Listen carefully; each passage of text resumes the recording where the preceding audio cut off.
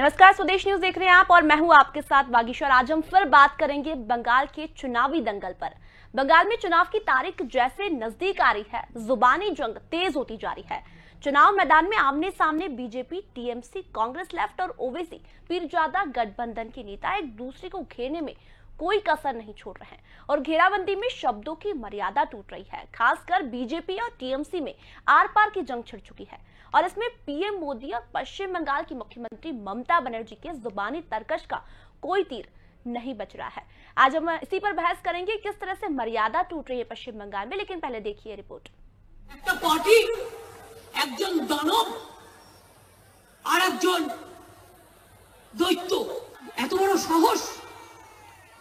মা বড়দের আজকে কয়লা চোর বলছেন আর কয়লা চোরদের নিয়ে পকেটে পুষে আছেন। এত ভাউতাবাজ, এত মিথ্যেবাজ, এত দঙ্গবাজ, এত প্রতিহিংসা পরায়ণ পার্টি সারা পৃথিবীতে কোথাও নেই। ট্রাম্পের দেখেছিলেন তো, ট্রাম্প আমেরিকার প্রেসিডেন্ট, তাকে গিয়েছিল জেতাতে, মানে নিজের কিছু করবার ক্ষমতা নেই, গেছে ট্রাম্পকে জেতাতে। ট্রাম্পের যা হাল হয়েছে ওনার হাল তার থেকেও খারাপ হবে, তার থেকেও খারাপ হবে। মনে রাখবেন, হিংসা কখনো মানুষকে ভালো উপহার। इस गुस्से में मुझे भी क्या क्या कहा जा रहा है। आपको याद होगा मेरे लिए क्या क्या कहा गया है। कभी रावण कहा जा रहा है, कभी दानव कहते हैं, कभी दैत्य, तो कभी गुंडा। दीदी इतना गुस्सा क्यों? दीदी इतना गुस्सा क्यों? राग केनो दीदी? कोथाय कोथाय गाल दो। ये तो राग केनो दीदी? अगर आज बंगाल में कमल खिल रहा है तो इसका कारण वही कीचड़ है जो आपकी पार्टी ने, आपकी सरकार ने यहां फैलाया। इसी मसले को लेकर बीजेपी और टीएमसी दोनों पर वार कर रही है। कांग्रेस नेताओं का कहना है कि दोनों दलों के पास ये बताने को कुछ है ही नहीं कि वो जनता के लिए क्या कर रहे हैं, इसलिए जनहित के मुद्दों से इतर व्यक्तिगत मुद्दों की आड़ में जनता का ध्यान बटाने की कोशिश की जा रही है। हिंदुस्तान अपने युवाओं के लिए रोजगार नहीं पैदा कर पा रहा है, ये सच्चाई है। प्रधानमंत्री ने बड़े बड़े भाषण दिए हैं, make in India, startup India, stand up India, अलग अलग नारे दिए हैं, मगर रोजगार हिंदुस्तान में आजकल नहीं है। रोजगार देने वाली जो रीढ़ की हड्डी थी उसको तोड़ दिया। किसके लिए तोड़ा? हिंदुस्तान के 4-5 सबसे बड़े उद्योगपतियों के लिए, कि हिंदुस्तान अपने युवाओं के लिए रोजगार नहीं पैदा कर पा रहा है, ये सच्चाई है। प्रधानमंत्री ने बड़े बड़े भाषण दिए हैं, make in India, startup India, stand up India, अलग अलग नारे दिए हैं, मगर रोजगार हिंदुस्तान में आजकल नहीं है। रोजगार देने वाली जो रीढ़ की हड्डी थी उसको तोड़ दिया। किसके लिए तोड़ा? हिंदुस्तान के 4-5 सबसे बड़े उद्योगपतियों के लिए। तो आपने सुना, बात गुंडा, दंगाबाज, टोलबाज और रावण तक पहुंच गई। बंगाल ही नहीं, देश भर के लोग अचरज में हैं कि बंगाल में विकास के मुद्दे कहां हवा हो गए। क्या किसी पार्टी के पास कोई ये बात बताने को नहीं बची है कि उसने अब तक बंगाल के लिए क्या किया और आगे क्या करेगी? कार्यक्रम में हम बंगाल के चुनावी रण में टूटती शब्दों की मर्यादा और यहाँ के चुनावी मुद्दों पर चर्चा करेंगे। हमारे साथ स्टूडियो में कुछ मेहमान मौजूद हैं, उनसे आपका एक बार ताल्लुक करवा देते हैं। हमारे साथ खिलावन चंद्राकर जी, राजनीतिक विश्लेषक मौजूद है। हमारे साथ राम पांडे, कांग्रेस प्रवक्ता मौजूद है। आप दोनों का बहुत बहुत स्वागत है। और हमारे साथ नवीन मिश्रा, पश्चिम बंगाल से बीजेपी नेता जुड़ेंगे। हमारे साथ फरीद खान जी, टीएमसी नेता भी जुड़ेंगे। आप सभी का बहुत बहुत स्वागत है। सबसे पहले मैं खिलावन चंद्राकर जी के पास जाना चाहूंगी। खिलावन जी, क्या लगता है, पश्चिम बंगाल में विकास के मुद्दों की तो कोई बात कर ही नहीं रहा है, इस तरह से मर्यादा को तोड़ा जा रहा है, एक प्रधानमंत्री के लिए इस तरह से शब्दों का उपयोग किया जा रहा है, क्या अब यही बचा है पश्चिम बंगाल के चुनाव के लिए? निश्चित रूप से बागेश्वर जी, पश्चिम बंगाल में जो हो रहा है, शब्दों की मर्यादा निश्चित रूप से टूट चुकी है और ख़ास तौर पे टीएमसी के द्वारा भाजपा पर हमलावर होकर के इस तरह के शब्दों का प्रयोग किया जा रहा है, चाहे वो प्रधानमंत्री के लिए हो, चाहे वो देश के गृह मंत्री के लिए हो। भाषा की मर्यादा तोड़ी गई है और यही नहीं, हमारे प्रधानमंत्री जी भी ऐसा नहीं है कि वो भी मर्यादाओं से परे हैं, बल्कि मर्यादा वो भी तोड़ रहे हैं, लगातार तोड़ रहे हैं। महिला है ममता जी, और ममता जी को दीदी नाम से संबोधित करते हैं, लेकिन उसके साथ कई शब्दों का उपयोग हो रहा है। चाहे वो हमारे मुख्यमंत्री भी, मध्य प्रदेश के मुख्यमंत्री भी वहाँ पहुँच रहे हैं, वो भी कल जिस तरह से जिन शब्दों का प्रयोग किए हैं उससे उनने दीदी को परिभाषित करने का प्रयास किया है, उनने टीएमसी को परिभाषित करने का प्रयास किया है। मैं उस पर भी बताऊंगा आपको कि किस तरह के शब्दों का उनने भी उपयोग किया है। लेकिन हाँ, आपका कहना सही है, आपका मुद्दा भी जो उठा रहे हैं आज वो भी सही है। निश्चित रूप से विकास के मुद्दे अलग हो गए हैं और भाषा की मर्यादाएं लगातार टूट रही हैं। विकास के मुद्दे न तो रोजगार की बात हो रही है, न तो शिक्षा की बात हो रही है, न स्वास्थ्य की बात हो रही है, बल्कि ऐसे मुद्दों को लगातार उठाया जा रहा है जिससे आम जनता की भलाई मुझे लगता है कि संभव नहीं है, न हो सकती है। यदि शिक्षा, स्वास्थ्य और रोजगार की बात नहीं होती है तो निश्चित रूप से हम कह सकते हैं कि चुनाव की दिशा और दशा अलग दिशा में जा रही है, अलग तरह की राजनीति वहाँ हो रही है। और पश्चिम बंगाल का बहुत समृद्ध इतिहास रहा है, चाहे हमारे स्वतंत्रता संग्राम सेनान में के दौरान हो, चाहे वो अंग्रेज़ों से जब हम लोहा ले रहे थे उस दौरान वहाँ जिस तरह से वातावरण पैदा हुआ था देशभक्ति का, देश प्रेम का, और वहाँ से जिस तरह से एक चिंगारी निकल के पूरे देश में फैली थी। तो मुझे लगता है कि इन सब बातों का महत्व निश्चित रूप से होना चाहिए। और वहाँ जो वर्तमान में स्थिति है, चाहे वो कांग्रेस के शासनकाल में हो, चाहे उसके बाद जो लेफ्ट की लगातार सरकार रही तब हो, चाहे ममता के दो टर्म के कार्यकाल हो, वहाँ जो लोगों की मूलभूत आवश्यकता है, मूलभूत ज़रूरत है, उन ज़रूरतों को पूरा करने के दिशा में बहुत ज़्यादा कदम नहीं उठाया गया है। और अभी भी मुझे लगता है, चूँकि अभी घोषणा पत्र जारी नहीं हुआ है, और घोषणा पत्र जारी होने के बाद चीज़ें सामने आएंगी कि क्या सरकार का विज़न, जो बनने वाली सरकार है, पार्टियों का विज़न क्या है, ये सामने आएगी। लेकिन मुझे लगता है कि निश्चित रूप से शब्दों की मर्यादा भूल कर चुनाव को जो है विकास की परिकल्पना से परे हटकर अलग बात कही जा रही है, जो निश्चित रूप से भारतीय राजनीति के लिए ठीक नहीं है। आपने अभी राहुल गांधी का भाषण दिखाया, मुझे लगा कि कुछ लोग लगातार इस प्रयास में हैं। मैं राहुल गांधी के इस भाषण से प्रभावित हुआ। उसने रोजगार की बात कही, उन्होंने किसी ऐसे शब्दों का उपयोग निश्चित रूप से नहीं किया जिससे, लेकिन पहले किया है। हाँ, तमाम पार्टियां कई शब्द हैं, चाहे वो लेफ्ट के हों, चाहे कांग्रेस के लोग हों, लगातार उपयोग कर रहे हैं। ये भाषण जो मैं आपको बता रही हूँ बंगाल का नहीं, आसाम का है। जी। तो निश्चित रूप से सारे दल वहाँ मर्यादा तोड़ चुके हैं, भाषाओं की मर्यादा समाप्त हो चुकी है। राजनीतिक शुचिता की बात हम करते हैं, या सारी पार्टियां करती हैं, सारे दल करते हैं, राजनीतिक शुचिता लगभग सारे दल वहाँ समाप्त कर चुके हैं, जो निश्चित रूप से भारतीय राजनीति के लिए बेहतर नहीं है। और आम जनता जिनको समस्या से जो हलाकान है, वो समस्या से निजात पाना चाहते हैं, चाहे रोजगार हो, चाहे शिक्षा हो, चाहे स्वास्थ्य हो, चाहे और अन्य तरह की सीधे उनसे जुड़ी हुई बातें हों, निश्चित रूप से उससे परे हटकर ये राजनीति हो रही है। अब मैं फरीद खान जी के पास आना चाहूंगी। टीएमसी नेता हमारे साथ पश्चिम बंगाल से जुड़े हुए हैं। फरीद जी, आप मेरी आवाज सुन पा रहे हैं? सुन पा रहा हूं, नमस्कार जी। फरीद जी, आपसे सवाल करना चाहूंगी, ये मर्यादित शब्द का जो उपयोग किया है ममता बनर्जी ने प्रधानमंत्री के लिए, रावण बता रहे हैं, गुंडा बता रहे हैं, क्या शोभा देता है आपकी पार्टी को? ये तमाम विकास की बात करें और प्रधानमंत्री के लिए इस तरह के शब्दों का उपयोग आप कर रहे हैं? देखिए, सबसे पहली बात तो ये है कि बहुत सी चीजों की आप लोगों ने गलत व्याख्या की है, या बहुत सी चीज आप लोग शायद बंगाली की चीजें समझ नहीं सके। सबसे पहले तो हमारा बंगाल बहुत संस्कारी लोग यहाँ रहते हैं, और संस्कार का हर चीज से हम पालन करते हैं। ये जो हमारी धरती है, रविंद्रनाथ टैगोर की धरती है, नेताजी सुभाष चंद्र बोस और स्वामी विवेकानंद, ईश्वरचंद विद्यासागर और कभी काजी नजरुल इस्लाम की धरती है। हम लोग कभी भी अमर्यादित भाषा का कभी उपयोग नहीं करते हैं, ना किसी को करने की इजाजत देते हैं। लेकिन ये शुरुआत कहाँ से हुई? जब आप राम जी को लेके आए तो राम जी आए तो रावण का जिक्र तो जरूर होगा। और जिस तरह से हमारी आदरणीय मुख्यमंत्री जी को, जिस तरह से प्रधानमंत्री जी या गृह मंत्री जी जिस तरह से उनकी व्याख्या देते हैं, उनसे जिस तरह से बात करते हैं, तो यकीनन तौर पर दो एक बात इधर से निकल जाती होगी। लेकिन उसकी हमको लगता है बंगाली के आप गलत वैसे आप लोग व्याख्या कर रहे हैं। हमारे यहाँ से कोई भी अमर्यादित भाषा का उपयोग ना होता है, ना होगा। मैं आपको वादे के साथ ही कह सकता हूँ। लेकिन फरीद जी, अभी हमने भाषण सुना ममता बनर्जी का, वो नरेंद्र मोदी को कह रही है कि दंगेबाज है, धोखेबाज है, रावण है। नहीं देखिए, जब आप हमको बोलते हैं कि यहाँ सब चोर चोटे की सरकार है, गुंडा लोग है, यहाँ चोर लोग हैं, तो जब इस परिभाषा में बात करेंगे तो एक तो भाषा में तो आपको ऐसा जवाब मिलेगा ही मिलेगा। जिस तरह से अभी कुछ दिन पहले प्रधानमंत्री जी यहाँ पर आए थे और ब्रिगेड में मीटिंग हुई, वहां पर आपके एक नेता ने बात की कि मैं कोबरा हूँ, डस लूंगा, खत्म कर दूंगा, मारूंगा, यहाँ पे लाश गिरेगी शमशान में। इस भाषा का प्रयोग पहले कहाँ से हुआ?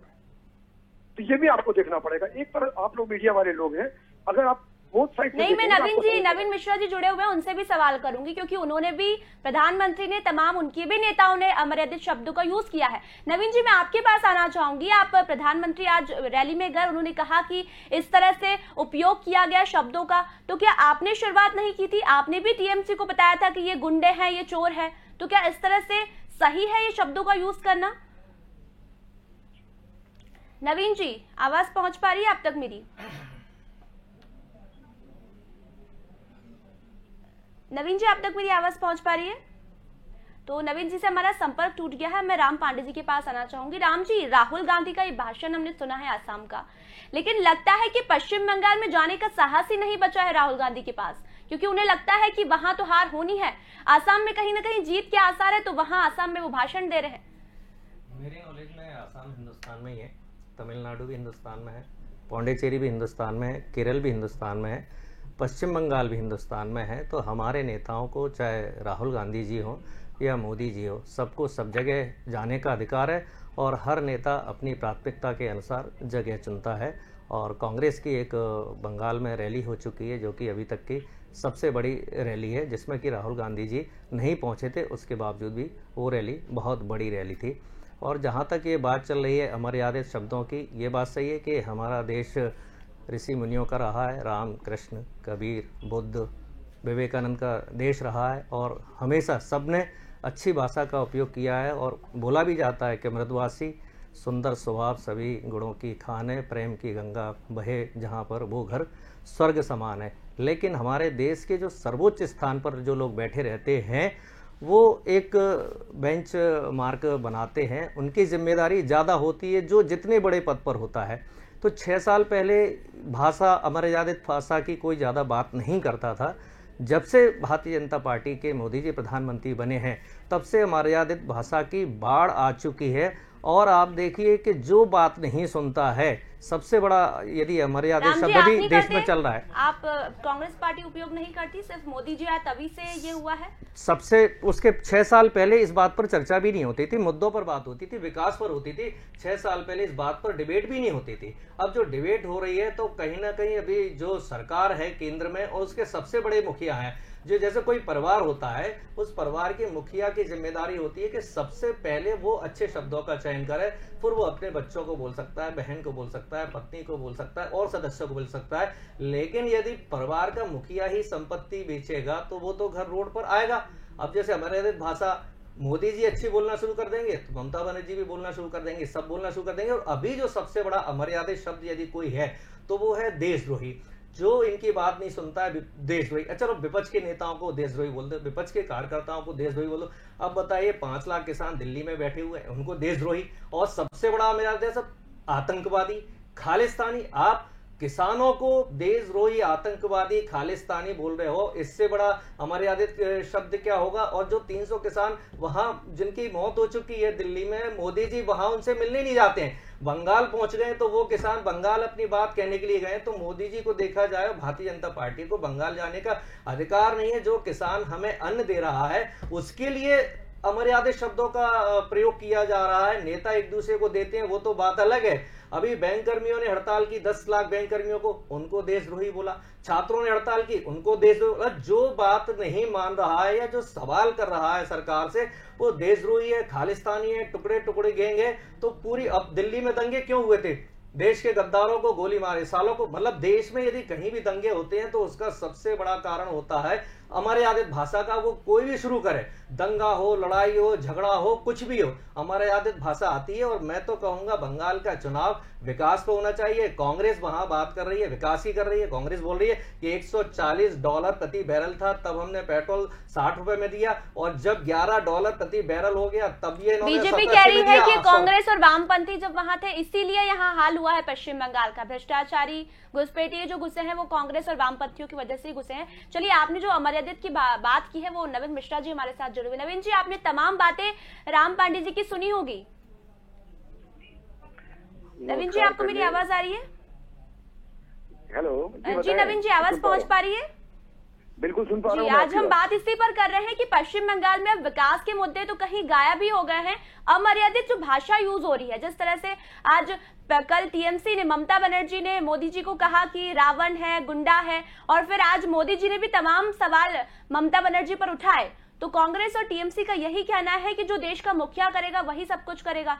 प्रदर्शन करते हैं तो उन्हें देशद्रोही बता देते हैं, उन्हें खालिस्तानी बता देते हैं। तो क्या इस तरह का अमर्यादित भाषा का उपयोग करना सही है नवीन जी? देखिए, कांग्रेस 70 साल में कांग्रेस की सरकार चलती रही। कांग्रेस जब यहाँ से बाहर के सरकार में रह के संविधान हमला किया, कांग्रेस की आया हो जी। आज ममता बनर्जी मजबूत सरकार अपनी पश्चिम बंगाल में चला रही थी, जिस संविधान को संविधान के से तृणमूल कांग्रेस उनके कार्यकर्ता और मंत्रियों को संविधान के तृणमूल कांग्रेस पश्चिम बंगाल में खास।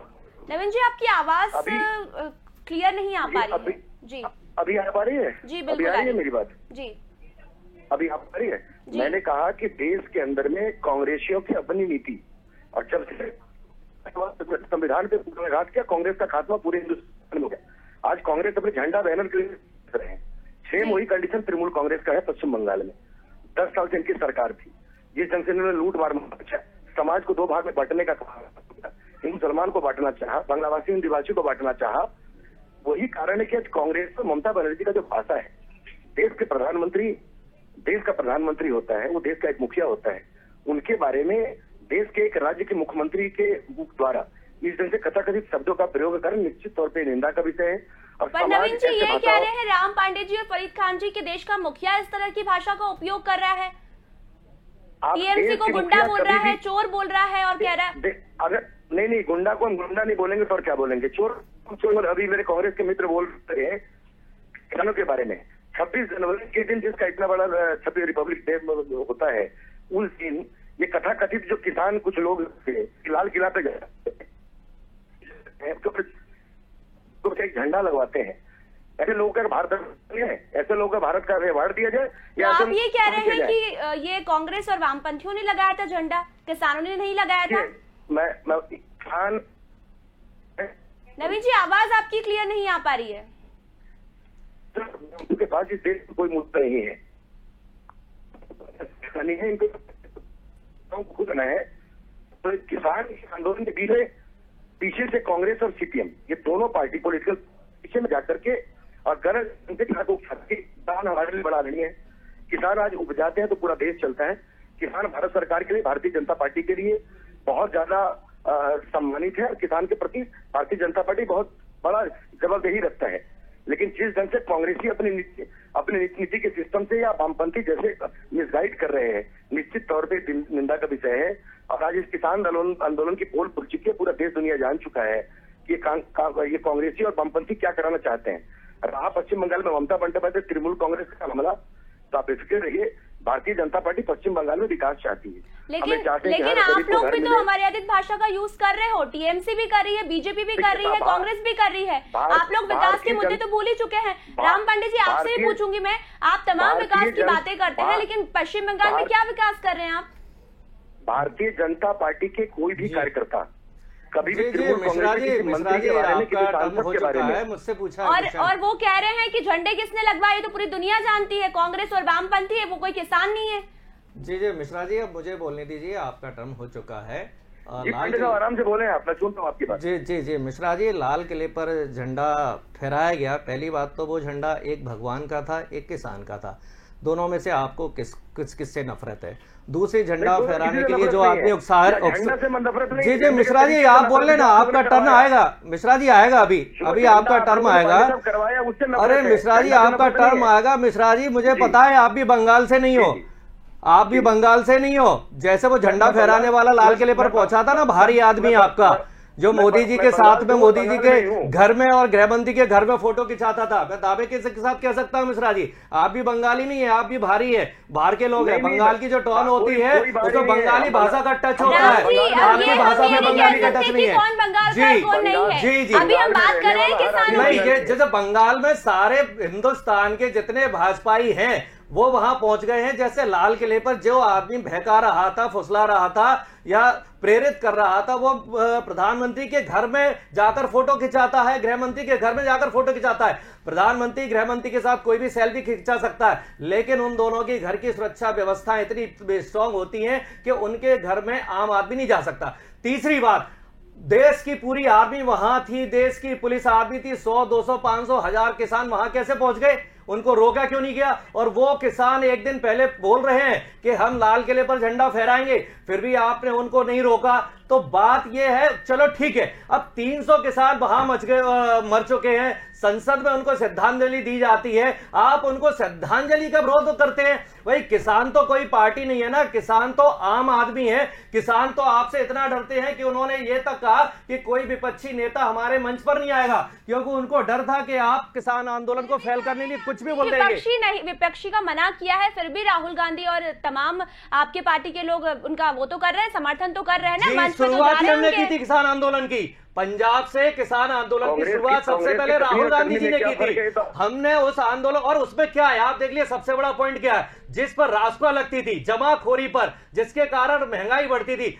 बच्चा जानता है कि जमाखोरी होगी तो महंगाई बढ़ेगी, और मोदी जी ने किसान कानून के अंदर जमाखोरी को अनलिमिटेड कर दिया है। ये कोई भी दुनिया का मूर्ख इंसान समझ जाएगा कि जमाखोरी से महंगाई बढ़ती है। आपने उसको रासुका को हटा दिया।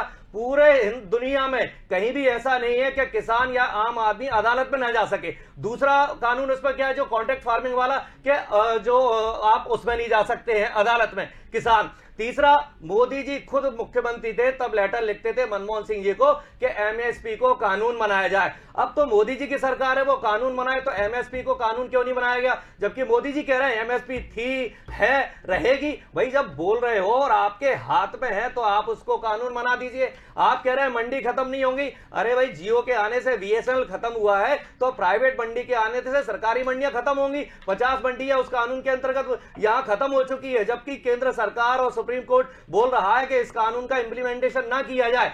तब ये हालात है कि मध्य प्रदेश में 50 मंडियां बंद हो चुकी हैं। तो जब आप किसानों के नहीं, छात्रों के नहीं, बैंक कर्मियों के नहीं, सबको देशद्रोही बोल रहे हो, तो आप जब आम जनता को देशद्रोही और पाकिस्तानी बोल सकते हो, तो कांग्रेस को या टीएमसी के लिए तो बोलना आपके लिए आम बात है। एक बात तो जोड़ना चाहूंगा, आप देखिए अभी कोरोना कितनी महामारी चल रही है, और जेएनयू में राष्ट्र विरोधी बात करने वाले को आपसे पूछेंगे अभी, ये कांग्रेस के चरित्र में, हमारे चरित्र में नहीं है।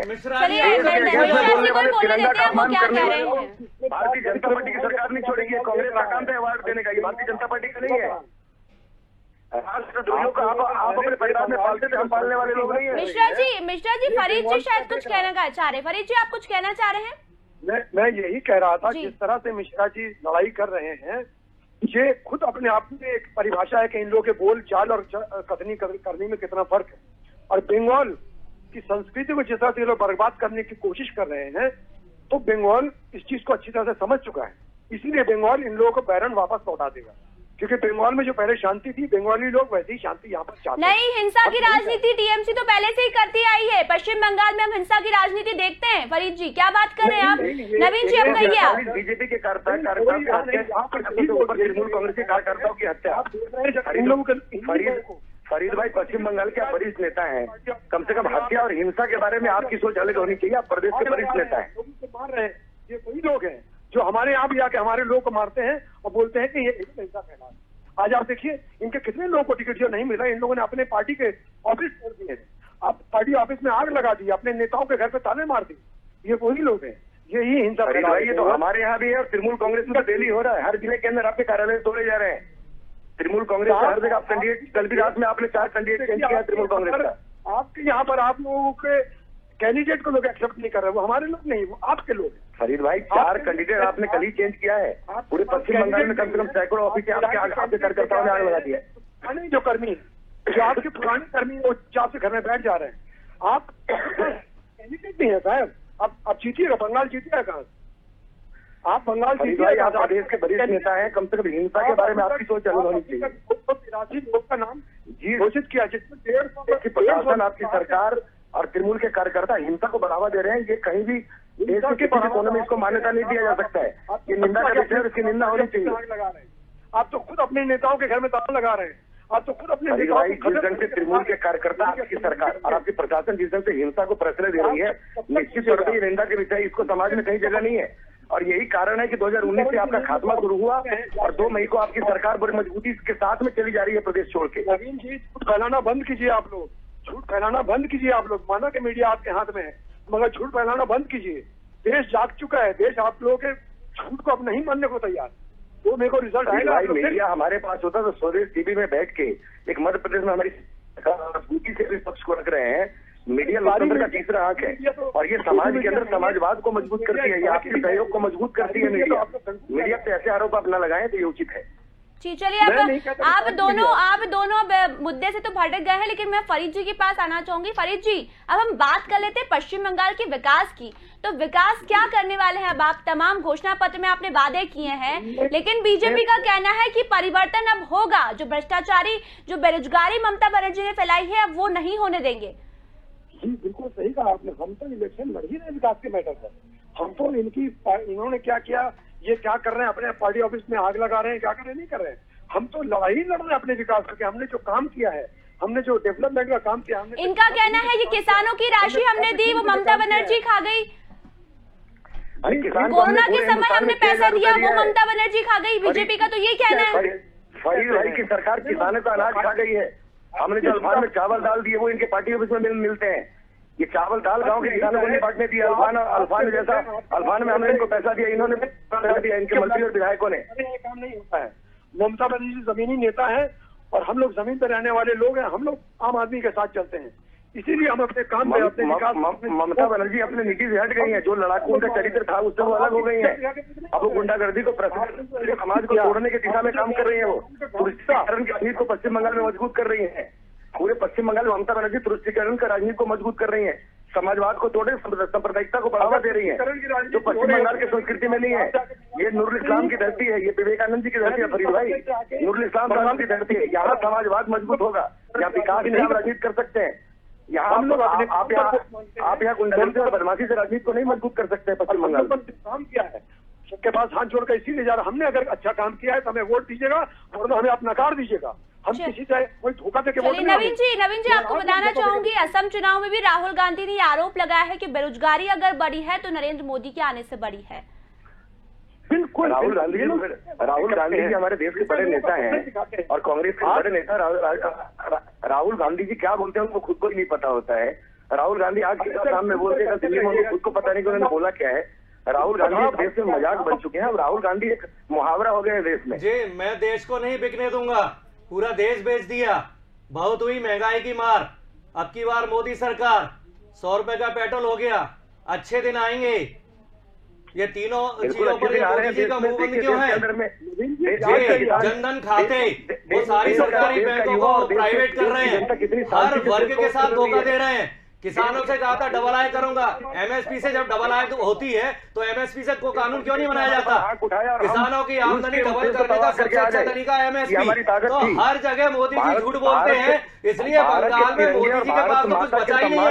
हमारे पास तो 70 साल का विकास है बताने के लिए। IIT हमने बनाए, IIM ने बनाए, आज देश में जितनी इंडस्ट्रीज है वो हमने बनाई। हमने बैंकों का राष्ट्रीयकरण किया, हमने उदारीकरण किया। जब मनमोहन सिंह जी वित्त मंत्री थे 1991 से 96 की तब वित्त उदारीकरण किया। 10 साल में मनमोहन सिंह की जब सरकार की, लोग साइकिल से मोटरसाइकिल पे आ गए थे, मोटरसाइकिल से कार पर आ गए थे, कार से हवाई जहाज पर आ गए थे। आप वापस ले जा रहे हो। जीडीपी उस समय लगातार बढ़ रही थी, अब जीडीपी माइनस की तरफ जा रही है। आपने कहा था डॉलर और रुपया एक के बराबर करेंगे, डॉलर के दाम बढ़ते जा रहे हैं। हर जगह झूठ पर झूठ। तो वहां बीजेपी के पास कुछ बोलने को नहीं है। विकास की बात पर वहां बीजेपी बीजेपी शक्ल दिखाने के लिए नहीं है, इसलिए केवल आरोप प्रत्यारोप, झूठ बोलना, दंगा करना, फालतू की बात। मोदी जी की इस बात की तारीफ करना पड़ेगी कि 1 घंटे भाषण देते हैं, बगैर व्यापार, बगैर महंगाई, बिना रोजगार, बिना देश की बात किए हुए 1 घंटा वो फालतू बातों पर खर्चा कर देते हैं।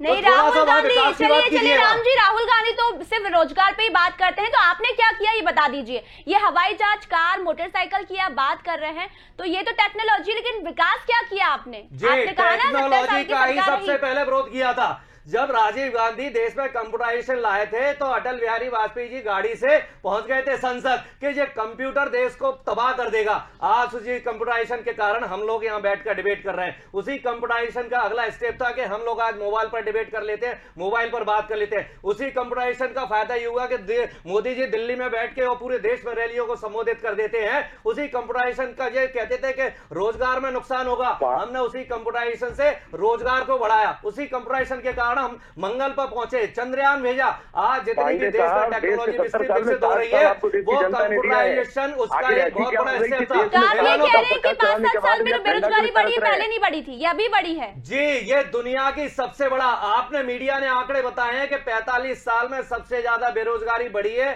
तो अभी बढ़ी है। जब देश स्वतंत्र हुआ था 1947 में तो साक्षरता प्रतिशत 7-8% था, आज 80-85% साक्षरता है। हम ऐसा कौन सा क्षेत्र है जहां नहीं बढ़े थे? 1947 में यहां तो कच्ची सड़क होती थी या 1 लेन की सड़क होती थी, आज 4 लेन, 8 लेन, 12 लेन है। हम मध्य प्रदेश की बात करें, 15 साल से भारतीय जनता पार्टी की सरकार थी, मेट्रो को शुरुआत नहीं कर सकी। कमलनाथ जी ने 1 साल में मेट्रो का काम शुरू कर दिया और यह बता दिया कि मध्य प्रदेश में मेट्रो कैसे शुरुआत होती है। तो ये तो टेक्नोलॉजी के नाम पर जीरो है। अभी देख लो ना, उत्तराखंड के सीएम क्या बोलते हैं कि महिलाएं संस्कारी नहीं होती है, जो जीन्स पहनती है, इनकी सोच तो अभी भी हजारों साल पुरानी है। जिनकी सोच हजारों साल पुरानी होगी, जिनकी महिलाओं के प्रति ये सोच होगी कि इनको जीन्स नहीं पहनना चाहिए, ये लोग टेक्नोलॉजी की क्या बात कर सकते हैं ये लोग?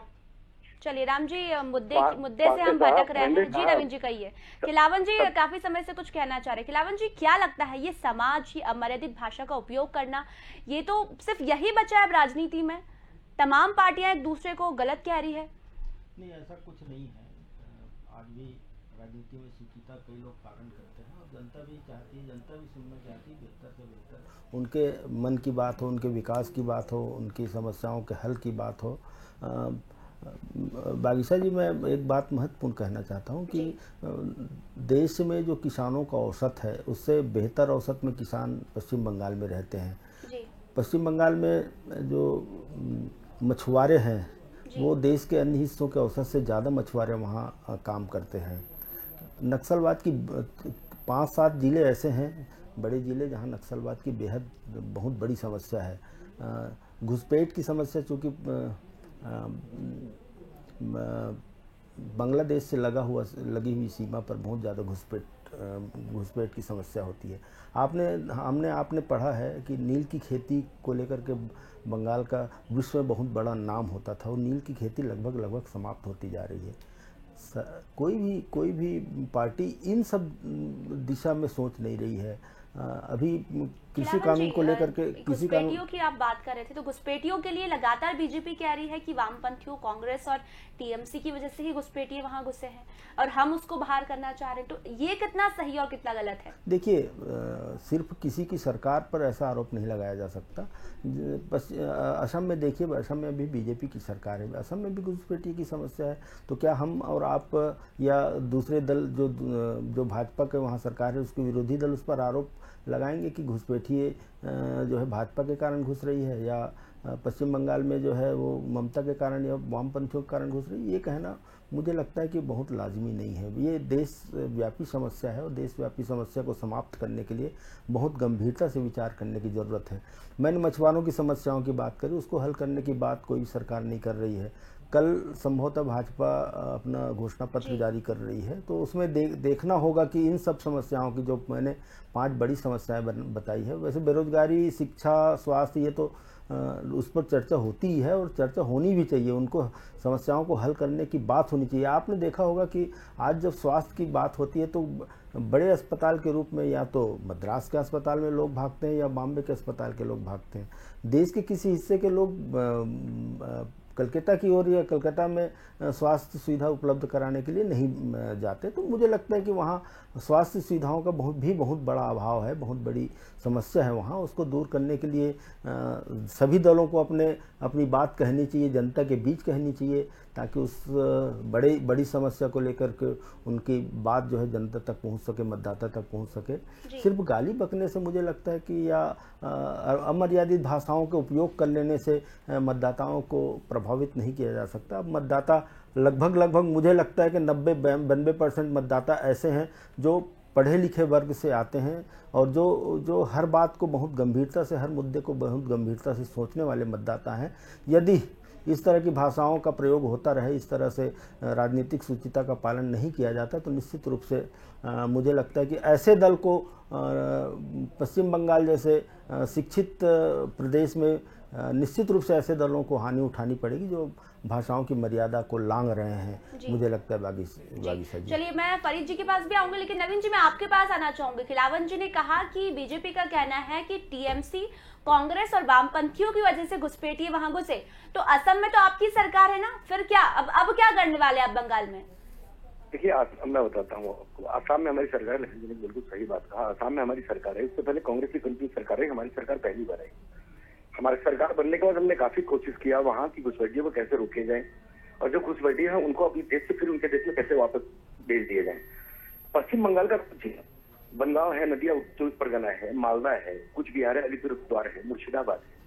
ये तमाम इलाकों के अंदर में जिस ढंग से लोकल प्रशासन के द्वारा या तृणमूल कांग्रेस के जो कथाकथित उधर जो उनके कार्यकर्ता हैं या जो उनके प्रधान हैं, उनके द्वारा जिन घुसपैठियों को प्रश्रय दिया जाता है और राज्य सरकार के द्वारा उनको मतदाता बनाया जाता है, आधार कार्ड उपलब्ध कराया जाता है, उनको राशन कार्ड उपलब्ध कराया जाता है, ताकि कैसे उनके वोट बैंक को मतलब घुसपैठियों को भारत की नागरिकता दे करके और कैसे यहाँ वोट में उनको प्रयोग करें और सरकार बनाया जाए। निश्चित तौर पर ये राष्ट्र के लिए बहुत बढ़िया लखनऊ जी ने बात कहा कि हर पार्टी को इस मामले में राष्ट्र का जब मामला है तो हर पार्टी को एक मत होकर के ऐसी चीजों का विरोध करना चाहिए। निश्चित तौर पर हमारी सरकार आती है, घुसपैठिया एक बहुत बड़ा मुद्दा है पश्चिम बंगाल में। पश्चिम बंगाल घुसपैठिया के साथ साथ यहाँ क्या है, कांग्रेस के रीजन से शुरुआत हुई, वामपंथियों ने लगभग यहाँ की सारी कारखाने बंद कर दी गई। चटकल का इलाका यहाँ 24 परगना होता था, सैकड़ों वहाँ मिल थी जूट की, कपड़े की, उसका यहाँ हुगली जिला था। साथ साथ यहाँ मालदा और फरक्का का जो इलाका था, इसमें सैकड़ों, उत्तर 24 परगना में भी काफी फैक्ट्री होती थी, सारी फैक्ट्रियां बंद कर दी। लाख लोग बेरोजगार हो गए, दूसरे प्रदेश के अपने प्रदेश में वापस चले गए। आज यहाँ स्थिति यह है कि केवल मुख्यमंत्री जी ने 2-3 साल पहले भी कहा, जैसे आप क्या बोलते हैं अपने मध्य प्रदेश में बोलते हैं, जो वो बैगन के जो पकौड़े बनाए जाते हैं या आलू के जो पकौड़े होते हैं, मुख्यमंत्री जी ने कहा कि जी जो बेरोजगार लोग वो पकौड़ा बनाना शुरू कर, पकौड़ा बेचना शुरू करें। अब एक मुख्यमंत्री जी के द्वारा राज्य के संवैधानिक अधिकार पे बैठी है और मुख्यमंत्री जी अगर पकौड़े की फैक्ट्री बैठा रही है कि जो लिख करके हैं, MBA करके बैठे हैं और या कॉलेज में ग्रेजुएट होकर बैठे हैं, वो अब पकौड़ा बेचना, मुख्यमंत्री जी की सोच पकौड़ा से जाकर सीमित होती, तो निश्चित तौर पर मुख्यमंत्री जी का आम जनता के अंदर में इसी ढंग के जो शब्द हैं उनके, यही उनके लिए आज काल बन गया है। और यही कारण है कि भारतीय जनता पार्टी आम जनता के गांव तक, घर तक घुस चुकी है, मन में घुस चुकी है। हमने हमारे 18 MP 2019 में और 2019 से 2 सालों में हमने पश्चिम बंगाल के गांव तक हमारे साथ करने की पूरी कोशिश की।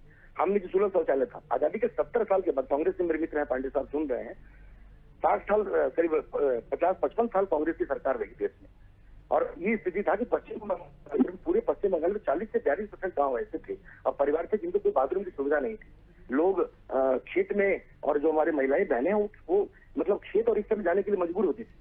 नरेंद्र मोदी जी को धन्यवाद दूंगा, कम से कम आज के समय पश्चिम बंगाल के गांव तक, घर तक हमने 16 शौचालय उपलब्ध कराए हैं।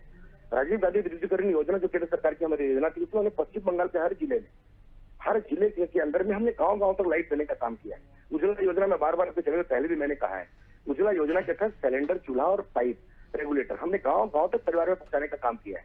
पश्चिम बंगाल में हमारे कोई भी उम्मीदवार हैं, चाहे हमारे कोई भी राष्ट्रीय स्तर के नेता है या प्रादेशिक नेता है। चलिए नवीन जी, ये सवालों के जवाब फरीद जी से पूछ ही लेते हैं। जब मैंने आपसे बात की है घुसपैठियों की, तो आप आ गए शौचालय और घर पर, तो फरीद जी आप सुनी रहेंगे नवीन जी ने क्या कुछ कहा।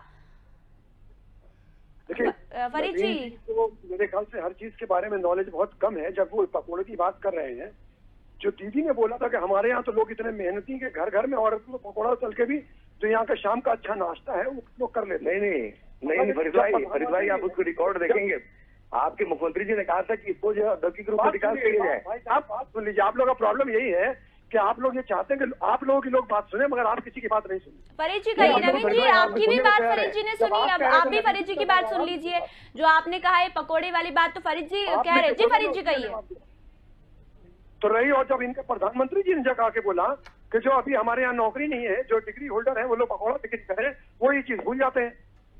ये लोग दूसरे पे आरोप ज्यादा लगाते हैं, अपने बात भूल जाते हैं। आज ये बोलते हैं 90 लाख उज्ज्वला इसकी योजना के तहत लोगों को लेके आए।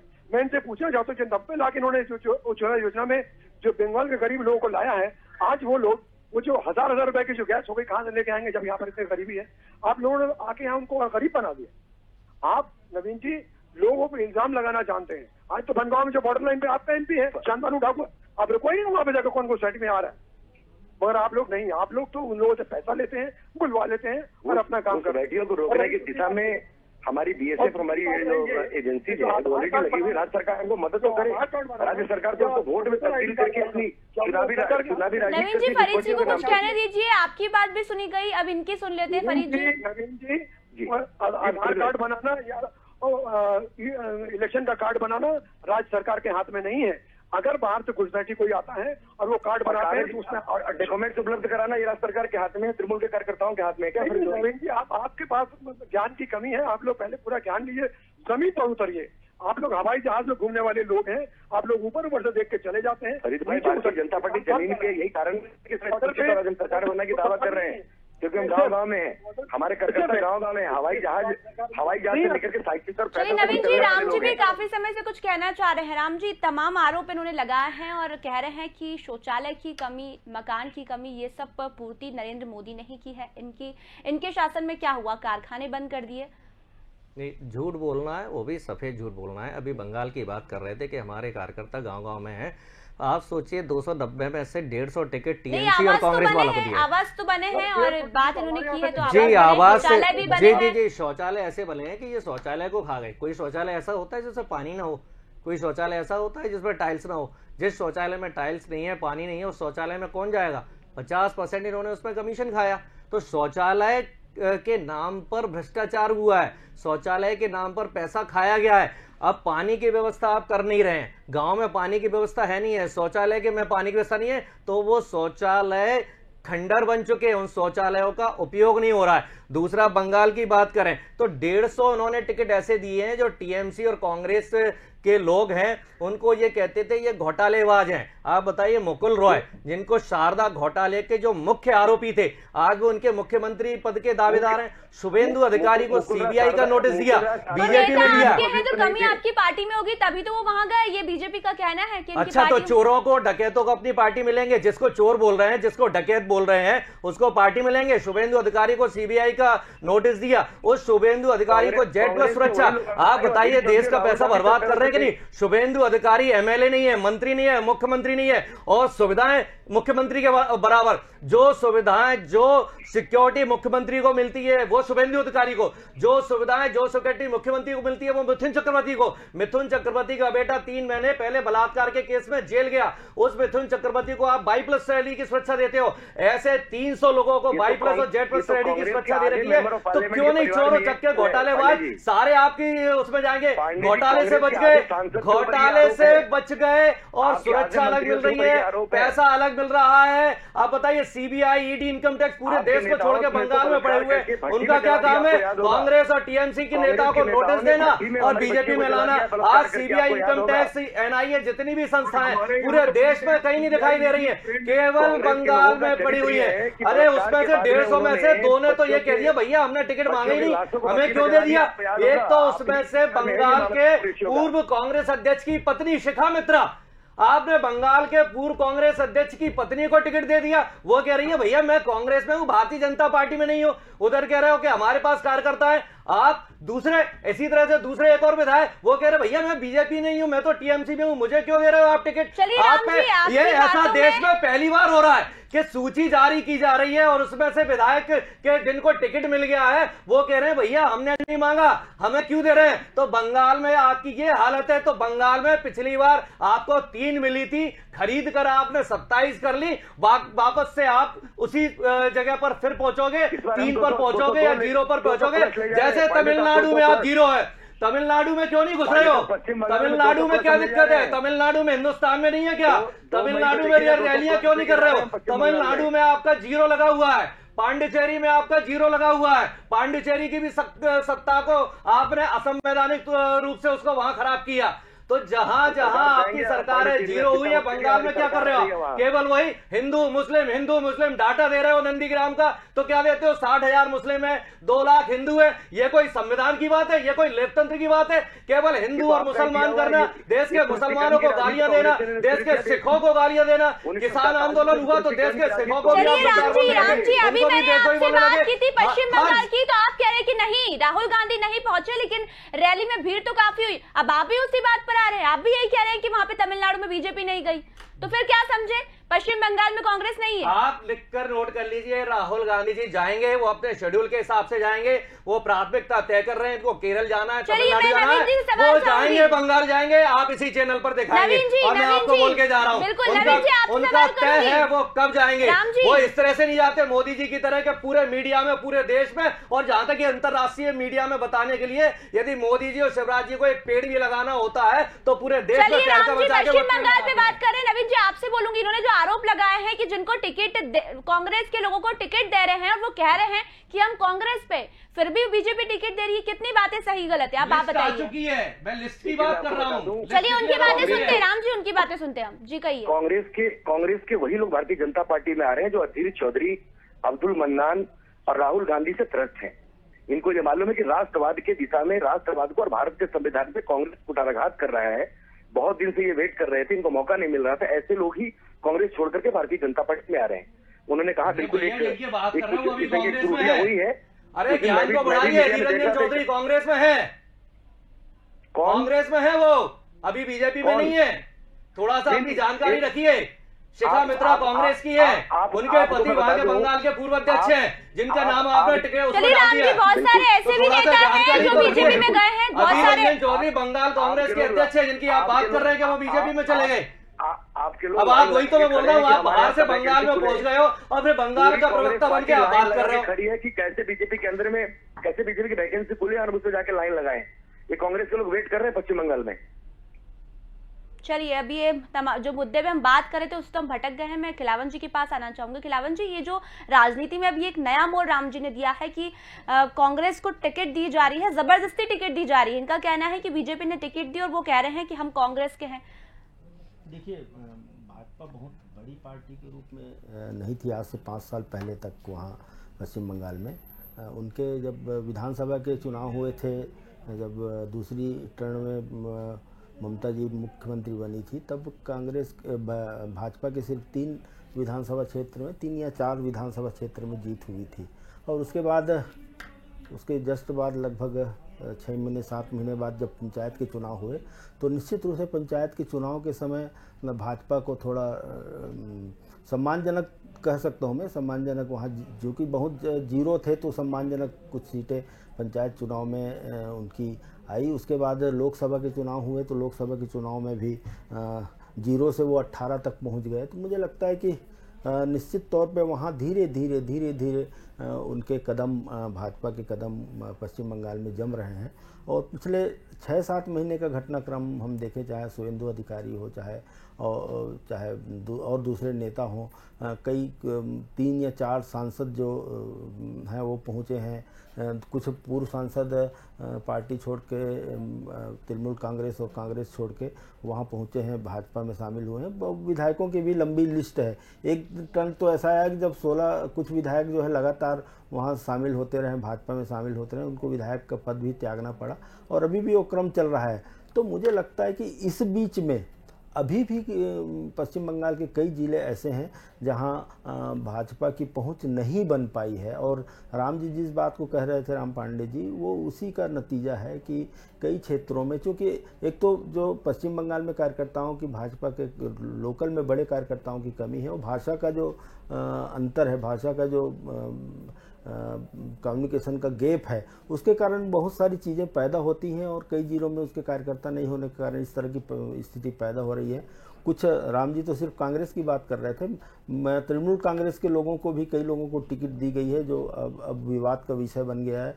यहाँ तक कि लेफ्ट के भी कुछ सदस्यों को जो अब सामने आ रहे हैं कि हमने तो टिकट मांगा नहीं था और हम तो लेफ्ट के सिपाही हैं और हमें कैसे किस तरह से टिकट दे दी गई, इस तरह की बातें निश्चित तौर पे आ रही है। तो मुझे लगता है कि जब कोई भी दल अपने नए सिरे से किसी राज्य में, किसी स्टेट में, किसी क्षेत्र में अपनी घुसपैठ, अपनी पैठ जमाना चाहती है, तो उस तरह की स्थितियां पैदा होती है और वही स्थिति पश्चिम बंगाल में है।